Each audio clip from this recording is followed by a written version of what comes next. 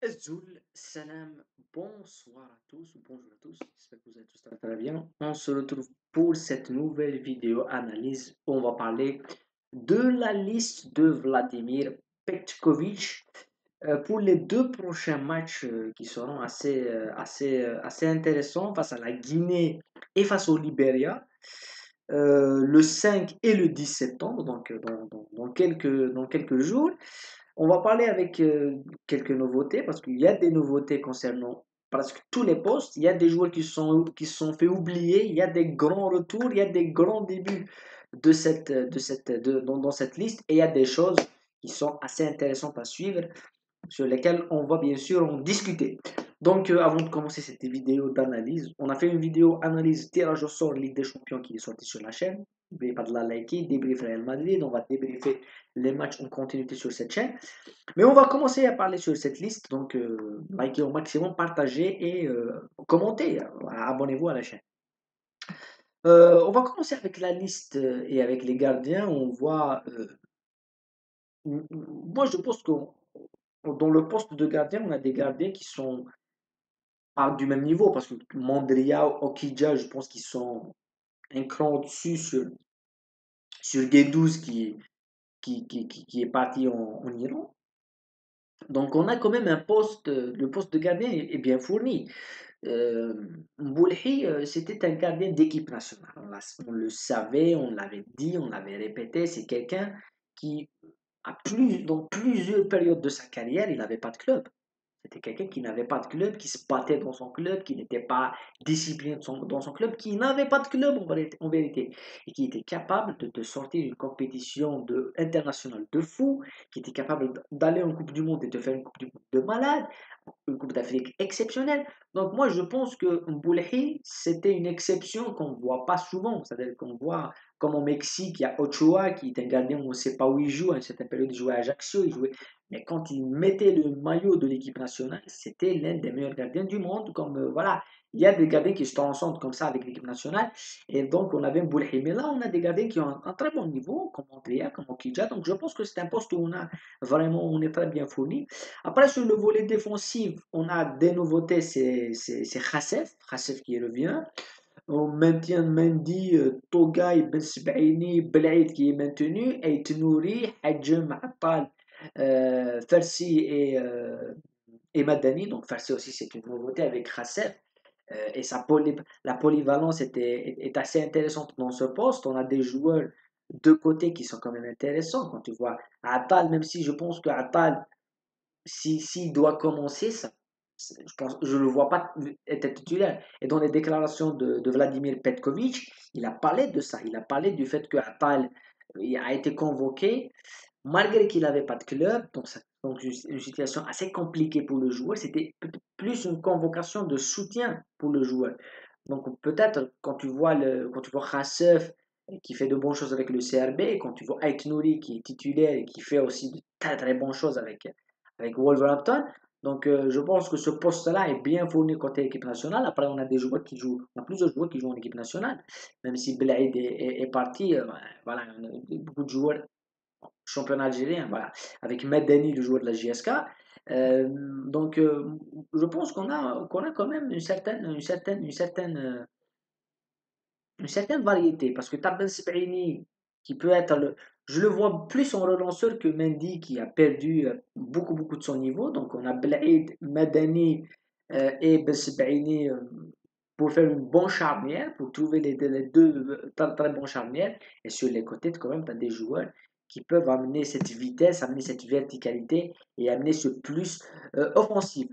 Quand on arrive au milieu de terrain, on a toujours le maintien de Zerouki, Ben Nasser, Boudaoui est là, Edem Zourgan, Benzia toujours là, Houssam Aouar qui vient de marquer au moment où je fais cette vidéo, c'est-à-dire que le 30, non, le 29, il a marqué le but de la victoire pour l'Ittihad en championnat d'Arabie Saoudite et le grand euh, nom qui a été convoqué ici, et qui, c'est surprenant, mais pour l'équipe A, c'est sa première convocation dans un grand rendez-vous, c'est Emir Sayoud. Moi, je pense que je vais pas dire que c'est trop tard, mais je pense que c'est un joueur qui est négligé, mais techniquement, il est exceptionnel ce joueur-là. quand il était en Algérie, avec le CRB, il gagnait le championnat lui tout seul.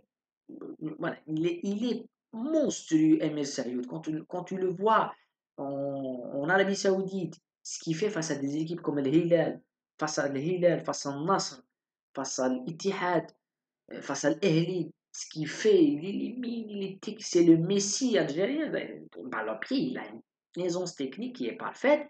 Et moi, ce qui m'a surpris, c'est que, je l'ai dit à plusieurs reprises, je n'ai jamais compris le fait qu'après la Coupe arabe, après le fait qu'il rentre et qu'il marque le but, qui change de tout, qui marque le but de la victoire, si on veut dire, pour l'équipe nationale, après, tu as une canne où tu sais que les conditions au Cameroun ne seront pas favorables et que tu as besoin de ce genre de joueur qui est habitué à ça et qui est habitué à faire des merveilles, des miracles dans ce genre de conditions, tu ne le convoques pas. Moi, je pense que je l'avais dit, je l'avais répété, et je ne suis pas seul.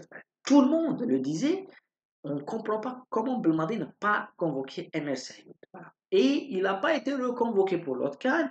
Donc, moi, j'ai dit que c'est pas trop tard. Mais il y a un goût de se dire que si on l'avait convoqué peut-être avant, pourquoi on va se gêner avec les Brahimi qui joue quand il veut, là il vient pas, là il vient, tu vois.